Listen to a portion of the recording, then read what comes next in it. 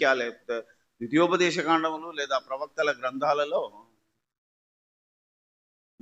మీకు అర్థం కానిది దేవుడు చెప్పింది వాళ్ళకు అర్థమైంది కనుక వారు హతసాక్షులు అయిపోయారు అని రాస్తున్నాడు. ఇది పెద్దలు పొందిన సాక్ష్యం. మీకు అబ్రహాం ఎందుకయ్యా దేవుణ్ణి నమ్మాడు, అతని విశ్వాసం అతనికి నీతిగా ఎలా ఎంచబడింది అంటే మీకు రోమాపత్రిక చదివితే తెలుస్తుంది. రోమీలకు రాసిన పత్రిక 4వ అధ్యాయం అబ్రహాము దేవుని నమ్మిన విధానం 17-18 చదివితే వాళ్ళ విశ్వాస ప్రమాణం అది. తాను విశ్వసించిన దేవుని ఎదుట అనగా మృతులను సజీవులుగాను చేయువాడును లేని వాటిని ఉన్నట్టుగానే పిలుచువాడైన దేవుని ఎదుట అతడు మనకందరికీ తండ్రి అయి ఉన్నాడు. ఇందును గూర్చి నిన్ను అనేక జనములకు తండ్రిగా నియమించితిని అని వ్రాయబడి ఉన్నది. నీ సంతానము ఇలాగూ ఉండునని చెప్పిన దాన్ని బట్టి తాను అనేక జనములకు తండ్రిగా ఉన్నట్లు నిరీక్షణకు ఆధారము లేనప్పుడు అతడు నిరీక్షించే నమ్మాను. అందుకే ఇది అబ్రహాముకున్న విశ్వాసం. 99 ఏళ్ళైంది, పిల్లలు లేరు, అయినా దేవుడు ఏమైనా వాగ్దానం చేశాడు, నిన్ను అనేక జనములకు. ఇదేంట్రా బాబు, 99 ఏళ్ళకు కన్నోడే లేడు నా కళ్ళ ముందు, ఈయనేమో అనేక జనులకు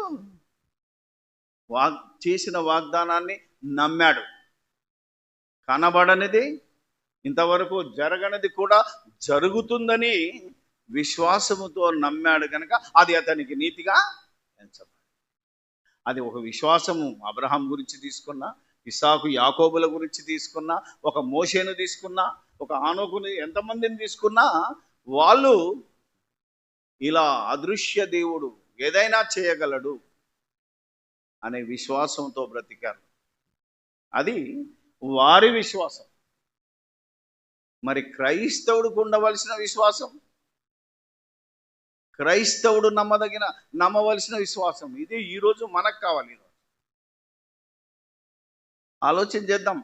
ఎందుకంటే ద బైబిల్ మనుషులందరి జీవ గ్రంథం ఇది. నువ్వు నమ్మకపో, దేవుడు ఎంతమందిని పుట్టించాడో ఆ మనుషులు ఈరోజు జాతి, మత, కుల, వర్ణ, వర్గ, ప్రాంతీయ, భాషా వివాదాలతో విడిపోయినారు. కానీ దేవుని దృష్టిలో అందరూ మనుషులమే, తన పిల్లలమే. ఆ పిల్లలందరూ తన దగ్గరికి తిరిగి రావాలని ఆలోచించి వ్రాయించిన గ్రంథమే బైబిల్ గ్రంథం. అందులో ఒక భాగము ఇశ్రాయేళ్ల కోసం నిర్ణయించబడింది, మరొక భాగము సర్వ మానవాళికి. అంటే ఇప్పుడు ఇశ్రాయేలులతో పాటు ప్రపంచంలో ఏ దేశంలో ఉన్నవాడైనా నమ్మవలసిన, విశ్వాసించవలసిన విశ్వాసం ఏంతో రాయించినది 27 పుస్తకాల్లో రాయించింది. అది కొత్త నిబంధన, అది యేసు రక్తముతో చేసిన నిబంధన. చాలా జాగ్రత్తగా వినండి. అందుకే మనము దేనిని విశ్వసించాలి, మనకు విశ్వాసానికి డెఫినేషన్ ఏంటి, మనం ఈరోజు దేనిని విశ్వసించాలి? వారికి నిరీక్షణ ఉంది. ఆ నిరీక్షణ ఏంటంటే మాకొక మెస్సియా వస్తాడు, మమ్మల్ని పాపంలో నుంచి విడుదల చేస్తాడు, మమ్మల్ని మా దేవుని దగ్గరికి చేరుస్తాడు అనే ఒక నిరీక్షణ వారికి ఉండే. ఆ నిరీక్షణ కలిగిన వారు ఆ నిరీక్షణకు ఆధారము లేకపోయినా నమ్మి ఆ నిరీక్షణతో బ్రతికారు. వారి నిరీక్షణ వెల్లడైంది. ఎందుకంటే గలతీయులకు రాసిన పత్రికలో రాస్తుంటాడు. ఈ గలతీ పత్రిక అందరికీ రాయబడింది.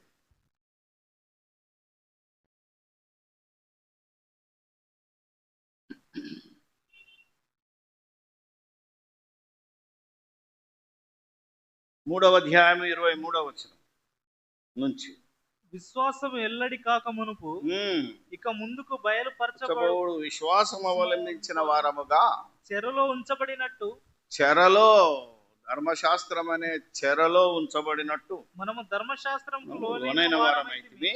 కాబట్టి మనం విశ్వాస మూలమున నీతిమంతులమని తీర్చబడినట్లు క్రీస్తునొద్దకు మనలను నడిపించుటకు క్రీస్తునొద్దకు మనలను నడిపించటానికి. ధర్మశాస్త్రము మనకు బాల శిక్షకు చూసారా, ధర్మశాస్త్రము మనకు బాల శిక్షకుడాయను. Basic knowledge. అంటే ఆ రోజు ఇశ్రాయేలును కానీ ఆ రోజు మానవులను కానీ క్రీస్తునొద్దకు నడిపించటానికి ధర్మశాస్త్రం. ఇప్పుడు అయితే విశ్వాసము వెల్లడాయను, విశ్వాసము వెల్లడాయను గనుక ఇక బాల శిక్షకుని క్రింద ఉండము. యేసుక్రీస్తునందు మీరందరూ విశ్వాసము వలన దేవుని కుమారులై ఉన్నారు. విశ్వాసము వలన దేవుని కుమారులు మనము దేవుని కుమారులం అయిపోయామంటున్నాడు. అంటే యేసుక్రీస్తుని ఎవరైతే నమ్ముతారో ఈరోజు, ఏమని నమ్మితే విశ్వాసమో అది నెక్స్ట్ పాయింట్.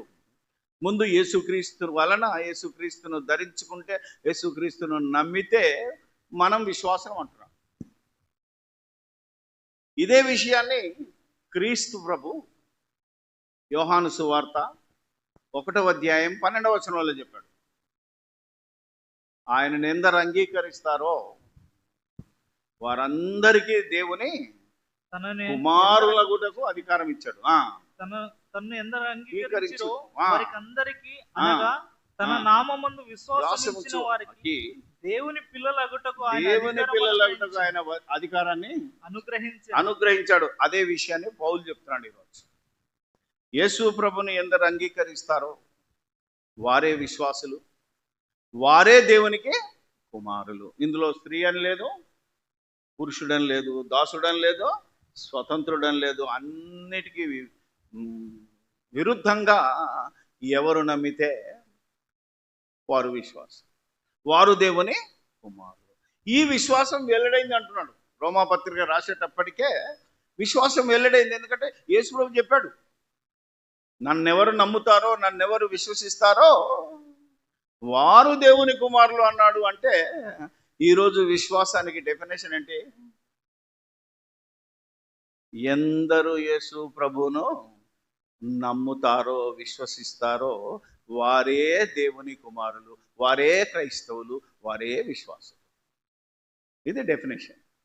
ఇప్పుడు ఏమని విశ్వసించాలి? అదొక పాయింట్ ఉంటుంది. మరి విశ్వసించాలి రైటే, ఆ విశ్వాసానికి బేసిక్ కూడా చెప్పాడు.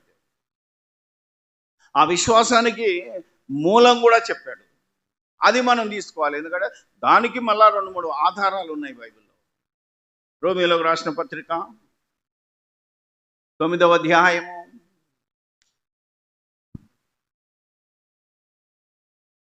10వ అధ్యాయం 9 అదేమనగా యేసు ప్రభు అని కాదు, యేసు ప్రభువు. యేసు ఎవరంట? ప్రభు. ఒక్క నిమిషం. యేసు క్రీస్తు ప్రభువు. ఎందరికి ప్రభు? ఇంకో దగ్గరికి వెళ్తే అందరికీ ప్రభు. ప్రభు అంటే మళ్ళీ అర్థం ఏంటిది? పరిపాలించువాడు, రాజు, అధికారము గలవాడు, అధిపతి, న్యాయాధిపతి, జీవాధిపతి. అవునా కదా? అన్నిటికీ అధిపతి ఆయన. ఆయనకు దేవుడు సర్వాధికారము ఇచ్చి ఉన్నాడు. ఆయన తన ప్రజలను పరిపాలిస్తున్నాడు. ఆయన ప్రజలను యుగయుగములో పరిపాలిస్తాడు అని ఆయన అమ్మ కడుపులో పడక ముందే, మరియమ్మ కడుపులో పడక ముందే ఒక దేవదూత దేవుని వాక్యాన్ని వివరించి, దేవుని సంకల్పాన్ని చెప్పి, దయాప్రాప్తురాలా నువ్వు శుభం. ఏంటా శుభం అంటే, ఇశ్రాయేలులను పరిపాలించేవాడు నీలో నుంచే వస్తాడు. అవునా? ప్రజలందరినీ పరిపాలించేవాడు యేసుక్రీస్తు. అందరికీ ప్రభు, కొందరికి కాదు. నమ్మినోడికే ప్రభు, నమ్మనోడికి ప్రభు కాదు. ఈరోజు చాలామంది అంటారు, యేసు ప్రభు మీ క్రైస్తవులకండి, మాకెందుకు అన్నాడు.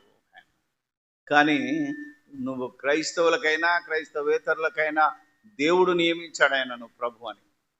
ఇది గుర్తుపెట్టుకోవాలి. దీనికి ఉదాహరణ ఎంతమంది ఉన్నా మనం చెప్తాము. 10 మంది ఉన్నా చెప్తామండి. ఈరోజు ఇది కౌతాలం. అవునా? దీనికి ఒక ఎమ్మెల్యే ఉన్నాడు కదా. ఆయన పోటీ చేసే ముందు ఏదో ఒక పార్టీకి చెందినవాడు, అవునా, ఏదో ఒక పార్టీకి చెందినవాడు, ఏదో ఒక ప్రాంతానికి చెందినవాడు. మొత్తం కౌతాలం అంటే ఈ యొక్క దీని ఏ కాన్స్టిట్యున్సీ కదో నాకు తెలియదు. ఇది ఏ కాన్స్టిట్యున్సీ ఇక్కడ ఎమ్మెల్యే? మంత్రాలయం. ఆ కాన్స్టిట్యున్సీలో ఏదో ఒక పల్లెటూరుకు చెందినవాడు. మొత్తానికి మంత్రాలయం ఊరికి కూడా చెందినవాడు కాకపోవచ్చు, నాకు తెలియదు.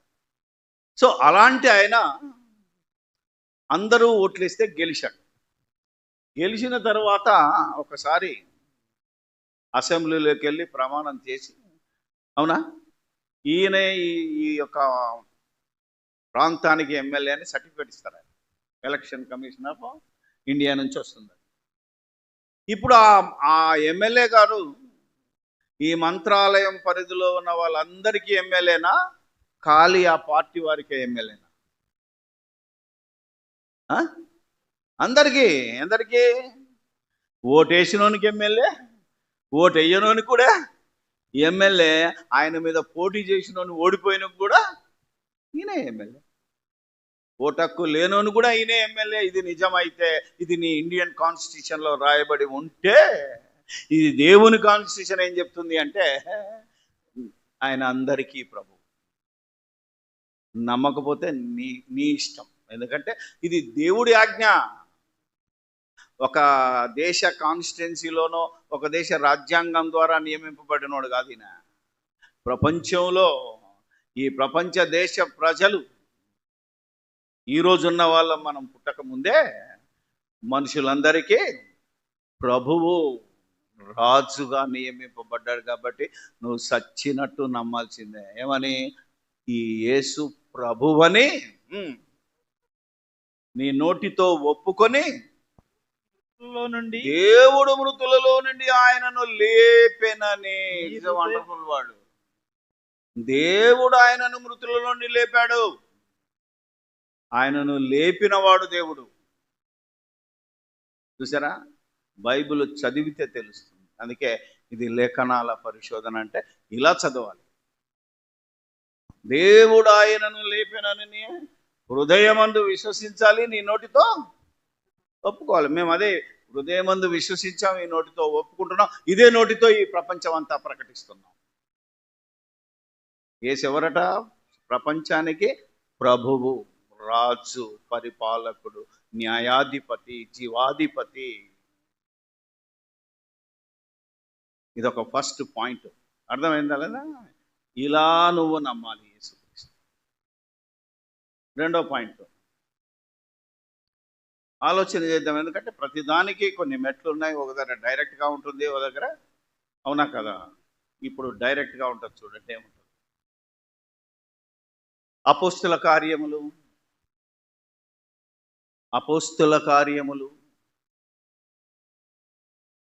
7వ అధ్యాయము 37వ వచనం నుంచి 37, 38, 30. నా వంటి ఒక ప్రవక్తను దేవుడు. అపోస్తుల కార్యములు 8వ అధ్యాయము. నపుంసకుడు ఫిలిప్పు రథం మీద వస్తున్నారు. 37 నుంచే ఉంటుంది. అతడు యెషయా గ్రంథం చదువుతున్నాడు. వారు త్రోవలో వెళ్ళుచుండగా ఒక నిమిషం, అతనికి అర్థం కావట్లేదు.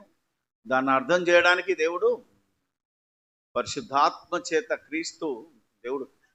ప్రభువు ఆత్మ చేత అతనికి నడిపించుకొచ్చాడు. ఎక్కడికి? రథం దగ్గరికి పరిగెత్తుకొని వచ్చాడు. ఫిలిప్ వచ్చి, నువ్వేం చదువుతున్నావు నాయన అంటే, ఇది యెషయా గ్రంథం చదువుతున్నా అంటే. ఇది ఎవరి గురించి రాయబడింది స్వామి అంటే, ఇది నీ గురించి కాదు, నా గురించి కాదు, ఇది ప్రభువైన యేసును గురించిన సువార్త ప్రకటించారు.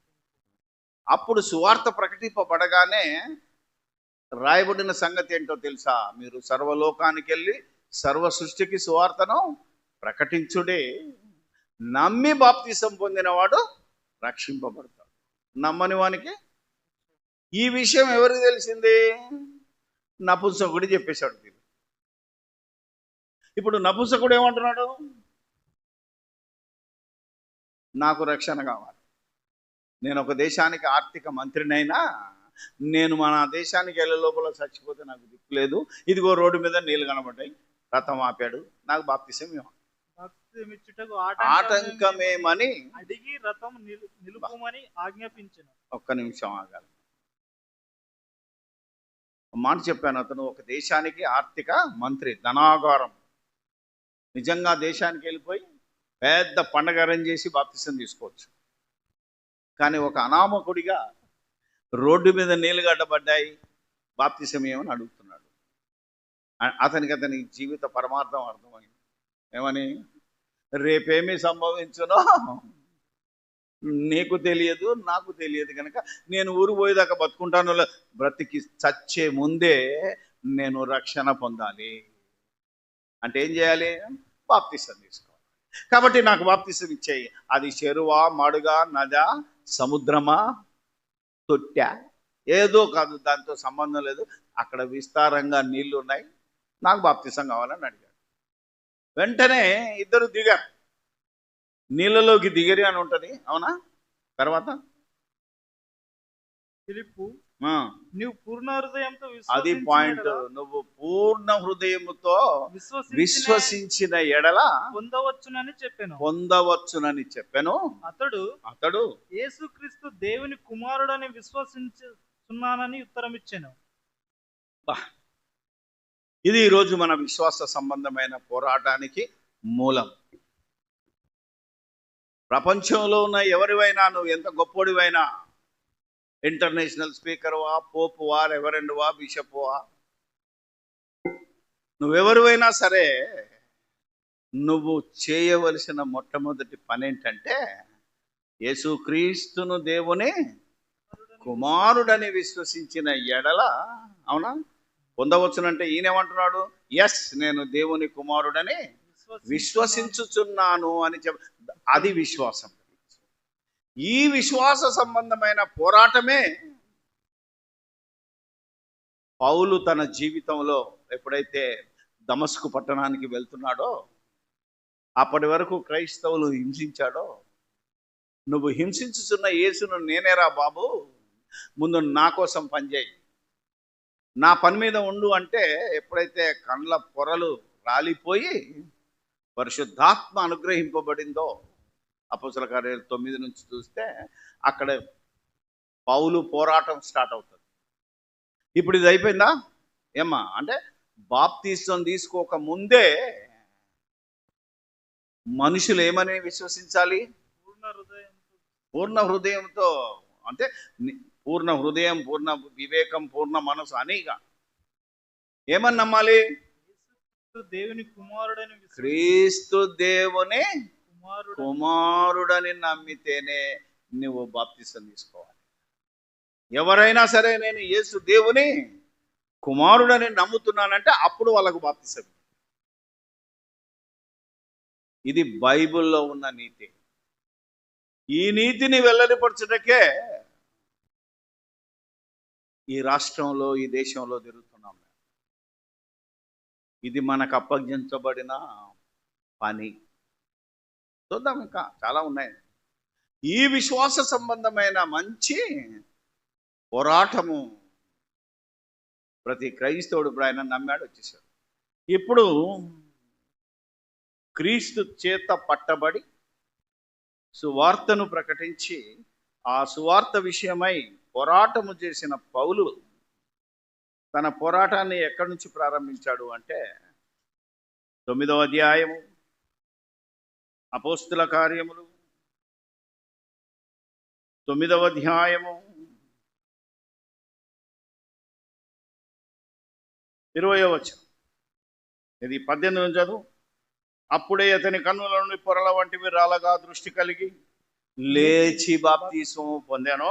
తర్వాత ఆహారం పుచ్చుకొని బలపడెను. పిమ్మట అతడు దమస్కులో ఉన్న శిష్యులతో కూడా కొన్ని దినములు ఉండెను. వెంటనే సమాజ మందిరములలో యేసే దేవుని కుమారుడని ఆయనను గురించి ప్రకటించుచూ వచ్చాను. ఎప్పుడైతే జ్ఞానం వచ్చిందో, ఎప్పుడైతే విశ్వాసం బలపడిందో, ఏమని ప్రకటిస్తున్నాడు? యేసే దేవుని కుమారుడని, యేసే దేవుని కుమారుడని ఆయనను గురించి ప్రకటించు వచ్చాను. వినిన వారందరూ విభ్రాంతి నొంది ఆశ్చర్యపోయారు. ఏంటిది? మొన్నటిదాకా క్రీస్తు నమ్మిన వాళ్ళని చంపినోడు ఇప్పుడు ఏంది యేసే దేవుని ఎంతమందిని చెప్పాడనుకో? యేసు దేవుని కుమారుడు అని ప్రకటించిన అపోస్తలులను వెంబడించిన శిష్యులను అనేక మందిని పట్టి చెరసాల్లో వేయించినాడు. ఎప్పుడైతే బాప్తిసం తీసుకున్నాడో, యేసు క్రీస్తుని, యేసు దేవుని కుమారుడని నమ్మి బాప్తిసం పొందిన తర్వాత ఇప్పుడు పోరాటం ప్రారంభించాడు. ఏమని? యేసే దేవుని కుమారుడని ప్రకటించుచూ వచ్చెను. ఇది పరిశుద్ధాత్ముని బోధ. ఇది దేవుడు బయలుపరిస్తే చెప్పిన బోధ, ఇది మనుషులు బయలుపరిచింది కాదు. ఇది ఇక్కడ పెడితే కొంచెం వెనక్కి వెళ్దాం, సువార్తల్లోకి వెళ్దాం. యేసు ప్రభు ఫిలిప్పుదైన కైసర ప్రాంతానికి వచ్చినప్పుడు ఆయనకు వాళ్ళ ప్రవర్తన చూసి డౌట్ వచ్చింది. అరే బాబు, నన్ను ఏమనుకుంటున్నారు ఇక్కడ ఉన్న వాళ్ళంతా అని అడగడం మొదలుపెట్టాడు. మత్తయి రాసిన సువార్త 13వ అధ్యాయమా 16-13 నుంచి. ఎందుకంటే ఈ పోరాటం, ఈరోజు క్రీస్తు దేవుని కుమారుడని ప్రకటిస్తున్న వాడు దుర్బోధకుడు అయ్యాడు, దొంగబోధకుడు అయ్యాడు ఈ జనాలు, ఈ క్రైస్తవుల మధ్య. అర్థమైంది? అంటే యేసే దేవుని కుమారుడని ప్రకటిస్తున్న నేను దుర్బోధకుడినైతే, యేసే దేవుని కుమారుడని ప్రకటించిన పౌలు కూడా దొంగ అవ్వాలి. యేసును దేవుని కుమారుడని, సజీవుడగు దేవుని కుమారుడైన క్రీస్తు అని ప్రకటించిన పేతురు కూడా అబద్ధికుడు అవ్వాలి ఈ క్రైస్తవుల విశ్వాసాన్ని బట్టి. ఈరోజు ఈ దుష్టులు ప్రచారం చేస్తున్న దుష్టత్వాన్ని బట్టి. ఆఖరికి మొదటి యోహాను గురించి కూడా మాట్లాడితే, ఇప్పుడు పేతురు గురించి సాక్ష్యం చూపిస్తాను. కొందరు బాప్తిసం వచ్చి యోహాన్ అంటున్నారు, కొందరు ఏలియా అంటున్నారు, కొందరు ఇర్మియా అంటున్నారు, కొందరు ఒక ప్రవక్త అంటున్నారు. ఇవన్నీ విని ఆయనకు ఏమని వచ్చిందంటే, మునిరా బాబు వాళ్ళు అసంటులే, మీరైతే ఏమనుకుంటున్నారు? అక్కడి నుంచి అందుకు ఆయన మీరైతే నేను ఎవడనని చెప్పుకొనుచున్నారని వారిని అడిగాను. అందుకు సీమోను పేతురు నీవు సజీవుడగు దేవుని కుమారుడు అయిన క్రీస్తు అని చెప్పాను. నీవు సజీవుడగు దేవుని కుమారుడైన క్రీస్తు అని పేతురు ఒప్పుకున్నాడు. అప్పుడు పేతురు యేసు ప్రభు ఏమన్నాడు? అందుకు యేసు, తప్పు చెప్తున్నావు సిమోను బరియోనా, నీవు ధన్యుడవురా నాయనా, నా తండ్రి ఈ సంగతి నీకు పరలోకమందున్న నా తండ్రి నీకు బయలుపరిస్తే చెప్పాడే తప్ప ఈ మనుషులు ఎవ్వడు నీకు బయలుపరచలేదు. కాబట్టి ఇలా యేసు దేవుని కుమారుడని ఎవడు నమ్ముతాడో అతడికి ఒక గిఫ్ట్ ఇచ్చాడు, పేతురుకు బహుమానం ఇచ్చాడు. ఈ బండ మీద నా సంఘమును కట్టుదును. అంటే ఎవరైతే యేసును దేవుని కుమారుడని నమ్మి సంఘాన్ని కడతారో అది బండ మీద కట్టిన సంఘం, విశ్వాస మూలమైన సంఘం అది. అప్పుడు ఆ సంఘం ఎదుట ఎంత పవర్ ఉంటదంటే సంఘానికి, పాతాళలోకపు ద్వారములు నీ ఎదుట నిలువనేరవంటే చావు నీ దగ్గరికి రాదురా. ఈ సంఘం దగ్గరకు వచ్చి మరణం పారిపోతుంటుంది. పరలోక రాజ్యపు తాళపు చెవులు నీకు ఇస్తానన్నాడు. అంటే ఎవరు యేసు క్రీస్తును సజీవుడగు దేవుని కుమారుడైన క్రీస్తు అని నమ్ముతారో వారి దగ్గర పరలోక రాజ్యపు తాళపు చెవులు ఉంటాయి. దీనికి మించి నువ్వేది నమ్మినా పాతాళ లోకం వచ్చి నీ సంఘం ఎదుట నిలబడు. అంటే ఇక్కడ నుంచి సరాసరి నువ్వు అందులోకి వెళ్ళిపోవాల్సిందే. ఇది దేవుడు బయలుపరిచిన నీతి, నాది కాదు. ఇప్పుడు చెప్పండి, పేతురు అబద్ధికుడా? పేతురు దొంగ బోధకుడా?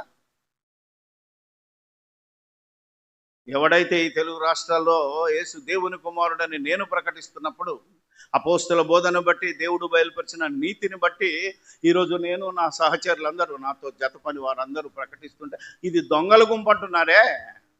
మరి అప్పుడు పేతురుతో ఉన్న 12 మంది కూడా దొంగల గుంపేనా? అలా ప్రకటించింది దేవుడు వారికి బయలుపరిచింది ప్రకటించారు. మేము కూడా దేవుడు బయలుపరిచిన ఈ సంగతినే మేము ప్రకటిస్తున్నాం తప్ప ఇందులో లేనిది మేము ప్రకటిస్తున్నాం. ఇంకొక సాక్ష్యాన్ని చూపిస్తా.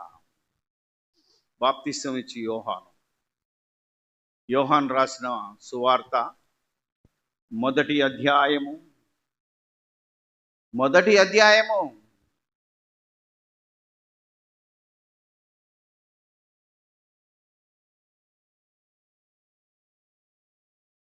నాతో వాదించిన వాళ్ళందరూ 1వ అధ్యాయం 1వ వచనం దాకా ఆగిపోయారు. కానీ నేను ఒక్కసారి రా తమ్ముడు 34 దాకా రా, అప్పుడు నీకు సత్యం తెలుస్తుంది అన్నాను. 34 చదవండి. ఈయనే దేవుని కుమారుడని నేను తెలుసుకొని సాక్ష్యం ఇచ్చినాను. యోహాను గారు ఏమని తెలుసుకున్నారట?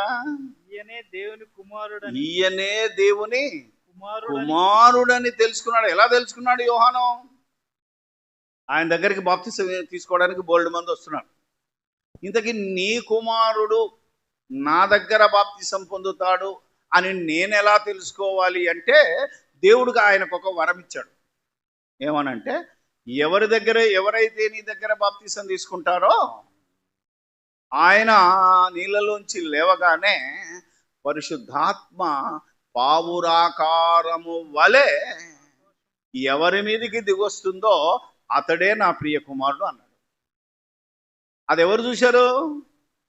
యోహాను చూశాడు. యోహాను యేసుక్రీస్తుకు బాప్తిసం ఇవ్వగానే పరలోకము నుండి పరిశుద్ధాత్మ పావురాకారము వలె, పావురం కాదు. ఈరోజు చాలా మంది చర్చిల మీద పావురం బొమ్మ వేసుకుంటాడు. పరిశుద్ధాత్మ పావురం బొమ్మ కాదు. అందులో తెల్లటి బొమ్మ వేసుకుంటాడు ఒకడేమో నల్లటి బొమ్మ వేసుకుంటాడు ఒకడు. ఎంత బాగుంటుందంటే, ఇన్ని రకాలుగా విడిపోయి సంఘం కొట్టుకు చచ్చిపోతుంది. ఈ విడిపోయిన సంఘాలన్నీ ఒకటి కావాలంటే విశ్వాసమందు ఒక్కటి కావాలి, విశ్వాసమందు స్థిరులవ్వాలి. ఇది దేవుని బోధ, ఇది పరిశుద్ధాత్ముని బోధ, ఇది క్రీస్తు బోధ. What a wonderful Bible! ఎంత గొప్ప దేవుని నీతి ఈరోజు క్రైస్తవులే గ్రహించకపోవడం అనేది బహు బాధాకరం. క్రైస్తవులు కొందరు మనలాంటి తెలుసుకుంటే వీళ్ళను వెలివేయడం అనేది మరీ బాధాకరం. తప్పకుండా మీరు లెక్కప్పచెప్పాలి. ఈ నీతిని మీరు అర్థం చేసుకోలేకపోతే, ఎవరైతే ఈ సత్యాన్ని కాదంటున్నారో వాడు ఖచ్చితంగా లెక్కప్పచెప్పాలి దేవుడు. తీర్పు దినమున నీకు తప్పకుండా తీర్పు దాగి ఉన్నది సోదరా. క్రీస్తు బోధను కాదనకు, పరిశుద్ధాత్మ బోధను కాదనకు, బైబిల్లో ఉన్న బోధను కాదనకు. నువ్వు ఎవరి ద్వారానో విన్న బోధను బట్టి నువ్వు విశ్వాసంలోకి వెళ్ళిపోకు. పాతాళ లోకము నీ చర్చి ముందు నిలబడుతుంది. పరలోక రాజ్యపు తాళపు చెవులు నీ దగ్గర ఉండాలి. నీ చర్చి ఎదుట పరలోక రాజ్యపు తాళపు చెవులు నీ విశ్వాసాలకు ఇస్తే అది సంఘం, అది బండ మీద కట్టబడిన సంఘం. ఆలోచించండి. అందుకే చెప్తున్నాడు.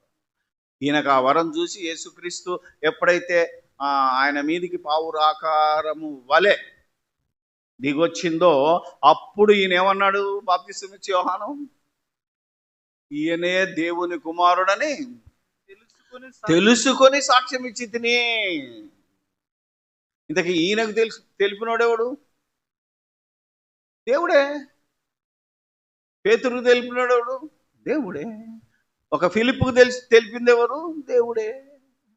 దేవుడు యేసుక్రీస్తును ఈయన నా ప్రియకుమారుడు, ఈయన నేను ఆనందిస్తున్నాను అంత గొప్ప సాక్ష్యం చెప్తే, ఈరోజు జనాలు ఏమంటున్నారు అంటే, దేవుడు ఇచ్చిన సాక్ష్యం తప్పు, దేవుడే యేసుక్రీస్తుగా అవతారం ఎత్తిచ్చాడట.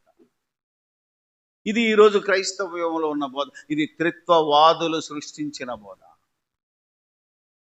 బైబిల్లో లేని త్రిత్వాన్ని నమ్మి అందరినీ విశ్వాస భ్రష్టులుగా నడిపించటానికి క్రీస్తు శకం 325వ సంవత్సరంలో నైసియా సభ ద్వారా చేసిన తీర్మానాలను నమ్ముతున్నారే తప్ప అపోస్తుల బోధన ఎవడు నమ్మటం లేదు. క్రీస్తు బోధన ఈరోజు ఎవడు నమ్మటం లేదు. అలా క్రీస్తు బోధను, అపోస్తుల బోధను సాక్షార్థంగా మీ కళ్ళ ముందు పెట్టడానికే ఈరోజు కష్టార్జితంతో మీ ముందుకు వచ్చాం. ఎవని వెండినైనను ఎవని బంగారమునైనను మేము ఆశించటం లేదే. మా పైసలు పెట్టుకొని మా తిండి మేము తిని మీకు కూడా తిండి పెట్టి ఈ సత్యాన్ని నేర్పుతాం రండి అంటే ఒక్కడు పత్తాలి.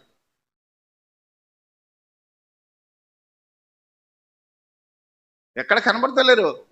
విశ్వాసులే వస్తున్నారు కానీ పాస్టర్ రావట్లేదు. ఎందుకంటే వాళ్ళకు పైసలు ఇవ్వాలా, బిర్యానీ తినబెట్టాలి. మా వల్ల కాదు. అదే వేరొకడు ముందు పాస్టర్ల మీటింగ్ పెడతాడు. తన మీటింగ్ ముందు అబద్ధాన్ని నమ్మించటానికి ముందు హోటల్లో భోజనం పెట్టి, బిర్యానీ పెట్టి, వచ్చిన వాళ్ళందరికీ ప్యాకెట్లు ఇచ్చి, ఒక సూట్ ఇచ్చి, అప్పుడు నా మీటింగ్ వీళ్ళంటే వీళ్ళు గొర్రెలు తోలుకొచ్చినట్టు, బర్రెలు తోలుకొచ్చినట్టు డీసీఎంల మీద, ఆటోల మీద తోలుకుపోతున్నారు. ఇది నేటి క్రైస్తవులో జరుగుతున్న దుర్బోధ. వీటిని ఖండించి దైవజనుడా ఖండించి బుద్ధి చెప్పి విశ్వాస సంబంధమైన మంచి పోరాటాన్ని పోరాడండి అని ఈనాటి దైవజనులకు మేము బోధిస్తున్నామే తప్ప తప్పుడు బోధించటం లేదు. ఇంతవరకు నేను మాట్లాడిన మాటల్లో ఒక్క మాట బైబిల్కు వ్యతిరేకంగా ఉంటే నన్ను పట్టుకోండి. క్రైస్తవ బోధకులకు, వారి బోధలకు వ్యతిరేకంగా ఉన్నాయి. మనుషుల బోధలకు వ్యతిరేకంగా ఉంటాయి నా మాటలు. బైబిల్ మాటలు కూడా అంతే. మనుషులు ఈరోజు మనుషులు కల్పించిన పద్ధతులను, దైవోపదేశములని వ్యర్థముగా దేవుణ్ణి ఆరాధిస్తున్నారే తప్ప దేవుని బోధలోనికి రావటం లేదు. అదే విశ్వాస సంబంధమైన మంచి పోరాటం ఇది. నువ్వు అవునన్నా కాదన్నా ఇలాంటి పోరాటం టైటిల్తో మేమొస్తే ఈరోజు క్రైస్తవులైన వారు చాలామంది నిన్ను కొడతాం, నిన్ను తంతాం, నిన్ను మా ఊరికే ఏమే రానివ్వం. జహీరాబాద్లో ఈ టైటిల్తో నేను మీటింగ్కి వెళ్ళినప్పుడు, మెదక్ జిల్లాలో ఉంటుంది జహీరాబాద్ అని, ఈ జాన్ అనేవాడిని రానియదు ఊరికని మొత్తం అక్కడున్న 20 సంఘాల పాస్టర్లకు ఆ సంఘ ప్రెసిడెంట్, సెక్రటరీ ఫోన్ చేసి ఒక్క పాస్టర్ని కూడా రానియదు.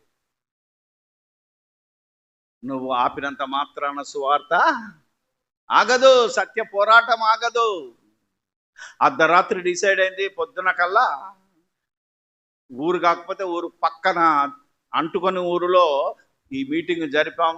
దాదాపు 70 మంది వచ్చారు. ఇది దేవుని శక్తి, ఇది దేవుని నీతి, ఇది దేవుని రాజ్యం. ఈ రాజ్య సంబంధమైన పోరాటం అదే చెప్తున్నాడు. విశ్వాస సంబంధమైన మంచి పోరాటం నేను పోరాడాను. ఆయన ఎప్పుడైతే కళ్ళు తెరిచాడో అప్పటి నుంచి ఆయనకు మరణ శిక్ష విధించబడి, మరి రోమ్ పట్టణానికి వెళ్ళి రోములో బంధింపబడి ఆ జైల్లో ఉండి వారానికి ఒక్కరోజు, నెలకొక్కరోజు ఆయనకు టైం ఇస్తే అప్పుడు కూడా ఏం చెప్పాడో తెలుసా? అపోస్తుల కార్యాలు 28వ అధ్యాయం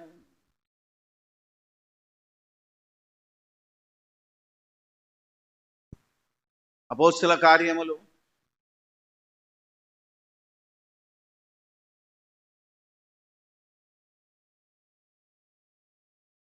23వ వచనం. అతనికి ఒక దినము నియమించి, ఖైదీ అయినా పర్లేదు, దేవుని సంకల్పం చొప్పున ఒక దినాన్ని ఆయనకు నియమించాడు. ఆ రోజు అతని యొద్దకు అనేకులు వచ్చిరి. ఉదయం నుండి సాయంకాలం వరకు అతడు దేవుని రాజ్యమును గురించి పూర్తిగా సాక్ష్యమిచ్చుచు మోషే ధర్మశాస్త్రములో నుండి ప్రవక్తలలో నుండి సంగతులెత్తి యేసును గురించి వివరముగా బోధించుచు వారిని ఒప్పించుచుండెను. చెప్పిన సంగతులు కొందరు నమ్మిరి, నమ్మకపోయి. దట్ ఈస్ నెక్స్ట్ విషయం. ఈ రోజు మనం చెప్తున్న సంగతులు ఎవడు నమ్మటం లేదే. ఈ క్రైస్తవ బోధకుల్లో 90% మంది ఈరోజు ఈ బోధకు వ్యతిరేకమైపోయారే. అయినా మేము చెప్తాం, నువ్వు వద్దన్నా వస్తాం. ఎందుకంటే ప్రకటించమన్నది దేవుడు, ప్రకటించేది దేవుని నీతి, ప్రకటించేది దేవుని రాజ్యం. దీన్ని ఆపగలిగే శక్తి ఎవడికీ లేదు. అందుకే మమ్మల్ని ఎవరు బయట మతోన్మాదులు ఆపట్లేదు. ఎవడు ఆపుతున్నాడంటే ఈ క్రైస్తవ మతోన్మాదులు, క్రైస్తవ బాబాలు ఆపుతున్నారు మమ్మల్ని. అది బాధాకరమైన విషయం. ఏమంటున్నాడు? మోషే గ్రంథములో నుండి ప్రవక్తల మోషే గ్రంథంలో ఎవరు రాశాడు? అదే ధర్మశాస్త్రంలో ఏం రాశాడు? నా వంటి ఒక ప్రవక్తను ఇశ్రాయేలు నుండి మీ సహోదరులలో నుండే మీ కొరకు ఒక ప్రవక్తను పుట్టిస్తాడు. అతని మాటలు మీరు వినాలి. అందుకే నేను మోషే గ్రంథంలో రాయబడినట్టు నేనే యేసుక్రీస్తును మీరు ఎదురు చూస్తున్న ప్రవక్తను, మెస్సియాను నేనే అన్నాడు. ఇప్పుడు ప్రవక్తల గ్రంథాల్లోకి వెళ్తే, ఒక దావీదు కీర్తన 2లోకి వెళ్తే, నీవు నా కుమారుడవు, నేడు నేను నిన్ను కనియున్నానని దేవుడు దావీదుతో చెప్పాడు. ఆ కుమారుడే యేసుక్రీస్తు, ఆయనే మెస్సయ్యా. కుమారుని ముద్దు పెట్టుకోండి లేకపోతే చస్తారా అన్నాడు. ఎవరు ముద్దు పెట్టుకోలేదో, ఎవరు కుమారుని నమ్మలేదో వాళ్ళు నాశనం అయిపోయారు. ఇప్పటికీ చెప్తున్నాను, యేసుక్రీస్తు నువ్వు దేవుని కుమారుడని ఎవడు నమ్మడో వాడు నాశనానికి వెళ్ళిపోతాడు, నరకానికి పోతాడు. ఎందుకంటే వాక్యం రాసింది, నేను కాదండి. యోహాను సువార్త చూద్దాం. యోహాను సువార్తలో ఉంది చూడండి, 3వ అధ్యాయము 16వ వచనం 36వ వచనం. ఆ యోహానే రాస్తున్నాడు, హెచ్చరిస్తున్నాడు సార్వత్రిక సంఘాన్ని. దేవుడు లోకమును ఎంతో ప్రేమించెను, దేవుడు లోకమును ఎంతో ప్రేమించెను కాగా ఆయన తన అద్వితీయ ఆయన అంటే దేవుడు తన అద్వితీయ కుమారుడైన యేసుక్రీస్తు నామమందు అంటే యేసుక్రీస్తుగా, ఆయన కుమారుడు యేసుక్రీస్తుగా ఈ లోకానికి వచ్చాడు. ఆయన రాలేదు.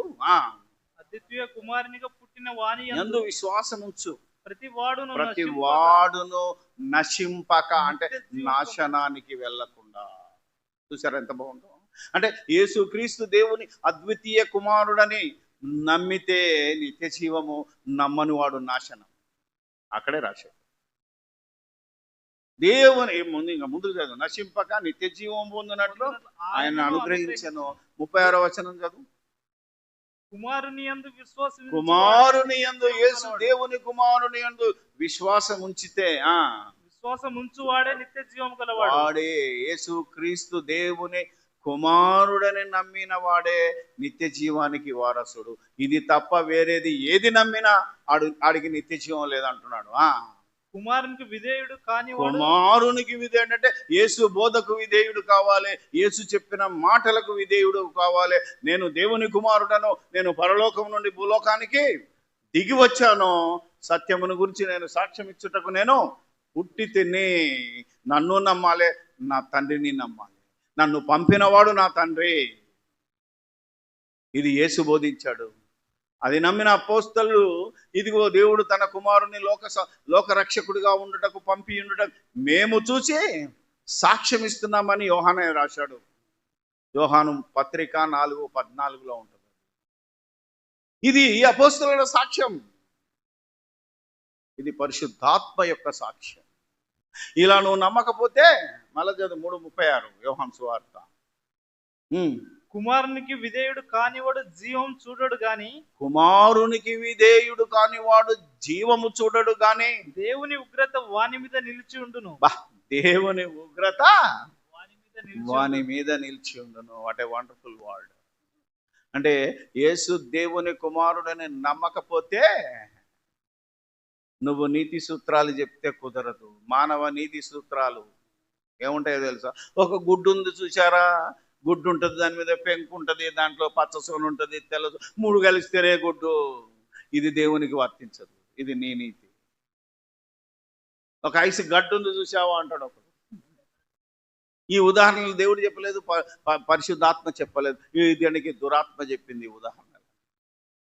సూర్యుడు ఉన్నాడు చూడు, వెలుగుంది, వేడి ఉంది, అవునా కదా? ఇది కాదు ఉదాహరణ.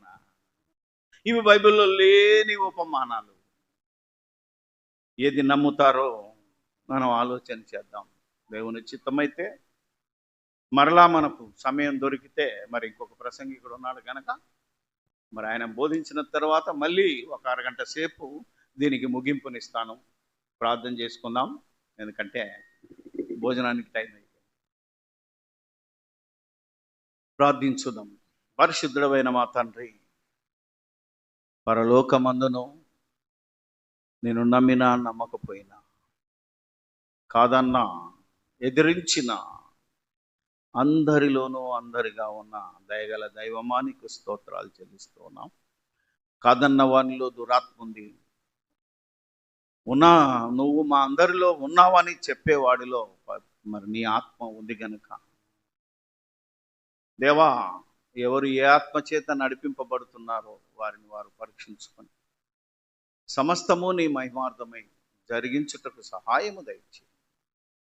వినవాక్యము నిష్ప్రయోజనము కాకుండా అది ఫలము తీసుకొచ్చేటట్టు సహాయము దయచేయి.